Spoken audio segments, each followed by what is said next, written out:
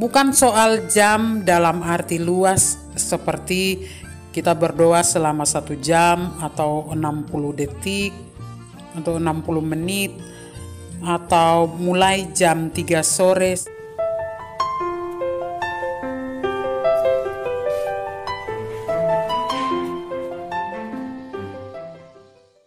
Halo sahabat R3, jumpa kembali bersama saya Mama Bima. Di sini saya punya satu cerita tentang jam kerahiman ilahi di salah satu stasi pedalaman Papua. Satu waktu saya ikut komunitas mama-mama kerahiman untuk 2 jam kerahiman. Kita janjian ketemu di gereja kecil untuk berdoa. Di kampung biasanya mama-mama berdoa di gereja, kadang-kadang dari rumah ke rumah, sesuai dengan jadwal yang mereka buat.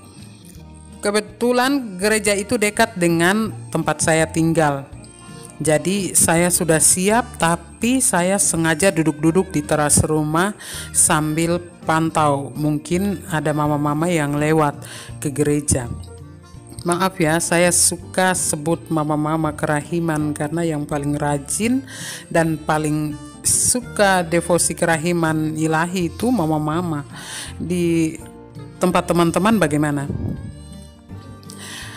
15 menit sebelum jam kerahiman, jam 3 sore itu saya sudah mulai gelisah. 10 menit sebelum jam kerahiman, saya makin panik. Ini kenapa belum ada yang datang ke gereja? Saya lalu cepat-cepat ke gereja, biar ada yang kalau lihat saya, mereka bisa ikutan ke gereja. Benar saja, setelah saya di gereja, mulai satu persatu orang datang. Setelah itu jam 3 tepat, mereka baru mulai dengan lagu pembuka. Ini cerita tentang jam kerahiman di salah satu stasi yang saya ikut. Ada lagi, saya pernah ikut di salah satu komunitas dan itu mirip dengan cerita pertama tadi di salah satu stasi itu. Jadi sebelum masuk jam 3 sore, komunitas itu sudah mulai dengan nyanyian-nyanyian dan bacaan kitab suci. 5 menit sebelum jam kerahiman, jam 3 sore itu, mereka sudah mulai dengan membaca doa. Ya Yesus, Engkau telah wafat, dan seterusnya. Nah, tepat jam 3 sore, mereka baru mulai dengan doa koronka. Ini hanya beberapa contoh saja mengenai jam kerahiman. Pertanyaannya, sebenarnya titik start mulai berdoa jam kerahiman itu kapan? Atau jam berapa titik startnya? Dan doanya yang benar itu yang mana? Ini pertanyaan-pertanyaan yang seringkali muncul. Kalau mama-mama di stasi itu kita maklumi saja, teman-teman.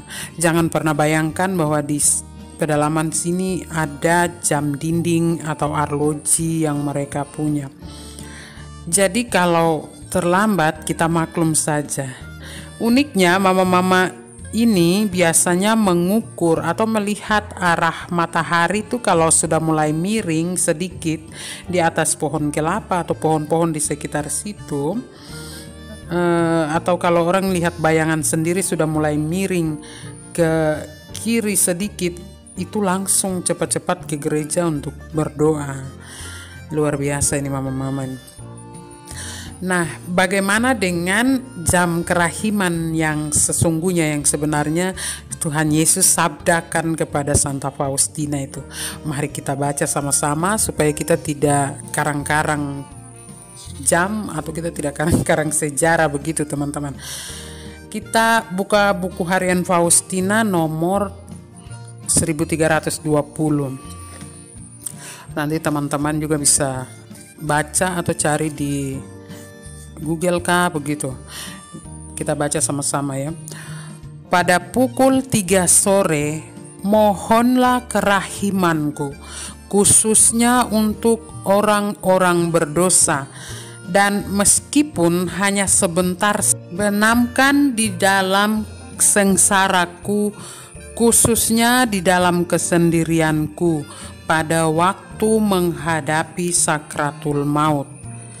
Inilah jam kerahiman yang besar bagi seluruh dunia. Aku akan mengizinkan engkau masuk dalam duka citaku yang begitu pedih.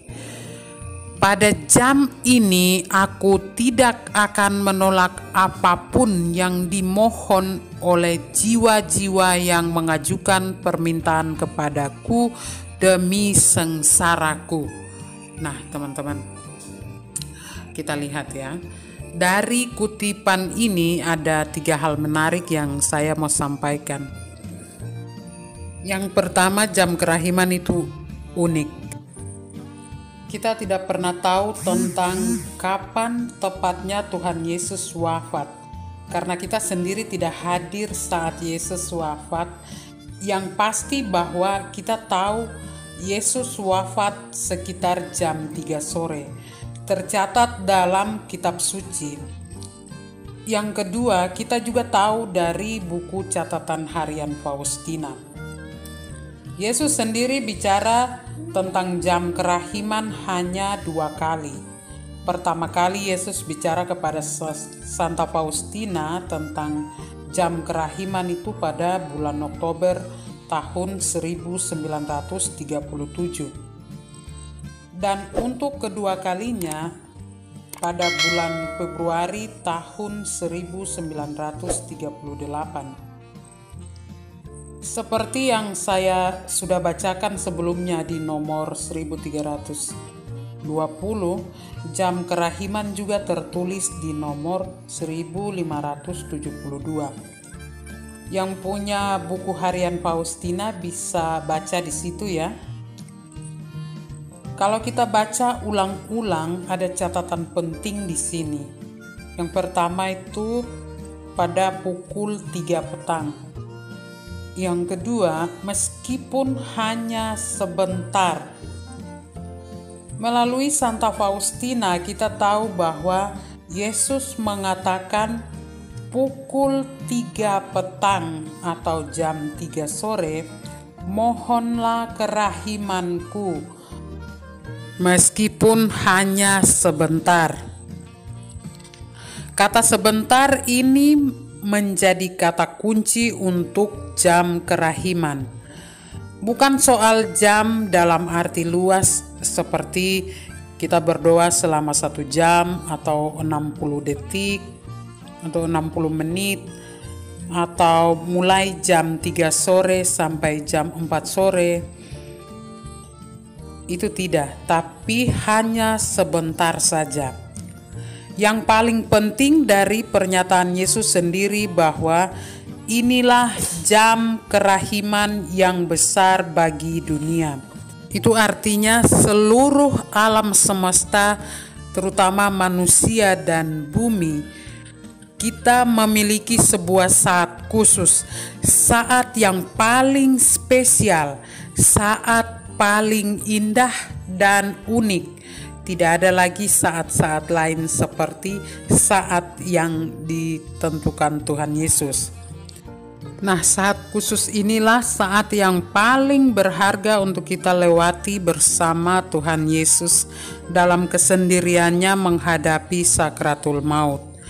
Sesuai dengan sabda Tuhan kepada Santa Faustina bahwa doa jam kerahiman harus diadakan tepat pukul 3 sore.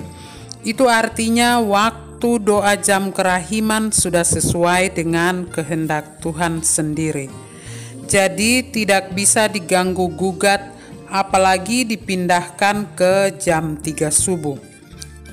Nah teman-teman, karena kita sudah sebut jam 3 subuh atau jam 3 pagi, jadi nomor 2 atau yang keduanya, saya bisa katakan bahwa jam kerahiman itu tidak bisa diubah, tidak bisa ditukar, atau tidak bisa digeser.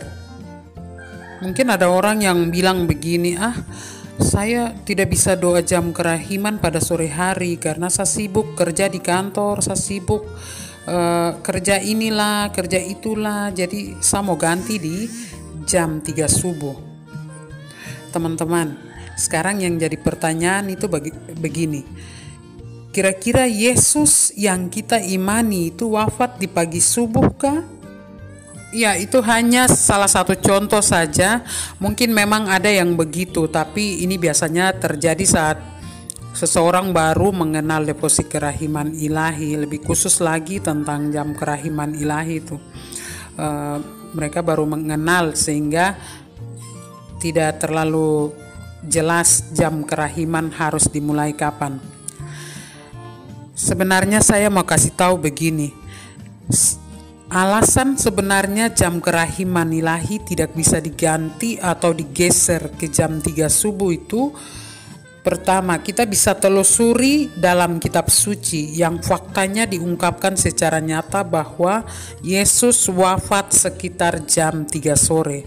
Yang kedua, di masa sekarang ini kembali Tuhan Yesus hadir dan bersabda kepada Santa Faustina supaya ia dapat memulai doa jam kerahiman segera sesudah ia mendengar bunyi lonceng, lalu masuk ke dalam kapel di biaranya. Yang perlu disadari bahwa betapa pentingnya hati manusia yang merindukan Yesus secara mendalam untuk bertemu Yesus lebih dekat, merasakan dan turut hadir dalam penderitaan bersama Yesus sepanjang jalan salib, hingga akhirnya wafat di salib. Simpel saja begini, Yesus wafat di salib. Itu kita bisa telusuri di kitab suci, kemudian bisa cek juga di buku harian Faustina nomor 1320 dan 1572. Yesus wafat pukul 15.00 atau jam 3 petang, bukan pagi subuh. Jelas ya teman-teman, jelas sekali bahwa tidak ada jam kerahiman subuh hari. Untuk waktu doa jam kerahiman itu cuma sebentar saja, bisa 5 menit, bisa 10 menit saja, atau bisa 15 menit saja. Itu terserah atau tergantung dari orang yang berdoa. Jadi titik startnya jelas ya, titik start doa jam kerahiman ilahi adalah jam 3 sore. Itu saja teman-teman, ada video lanjutan setelah ini tentang apa isi doa jam kerahiman dan janji Tuhan untuk mereka yang mendoakan doa jam kerahiman ilahi. Silahkan share kalau memang video ini bermanfaat dan jangan lupa subscribe, like, dan komen ya. Terima kasih sudah nonton video ini, sampai ketemu lagi.